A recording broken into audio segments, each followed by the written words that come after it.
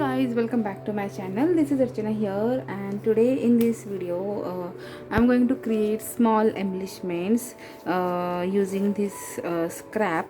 So this kind of embellishment mostly we get in paper packs, so I just have gathered few from them, and some are from like magazine cutouts like this. You can see here. So some are from magazine cutouts, some are I have gathered from here and there. So yeah, that's what I have with me. So I will create few embellishments which can be used. Oh, sorry. So I will create few embellishments which can be used in say scrapbook album, or even in your junk journal, or even normal art journal. So yeah, it's all up to you, like where you want to use it. So first we will categorize stuffs. So these are like butterflies which are perfect for focal point. So I'll keep this here, and this kind of stuffs here. Okay, so these are fillers, and now let's make some arrangement, then only we will get an idea like how we can make tiny little embellishment. So this will go like this. So we need to add a dimension to this as well. Okay, so now I will just fast forward the video, and you can just enjoy this process. This video is also part of the YouTube hub called Scrap Hoarders. So yeah, this is the first part, and the next two part will be up soon, like next week and next to next week. So yeah, do follow our journey and do follow all the artists as well.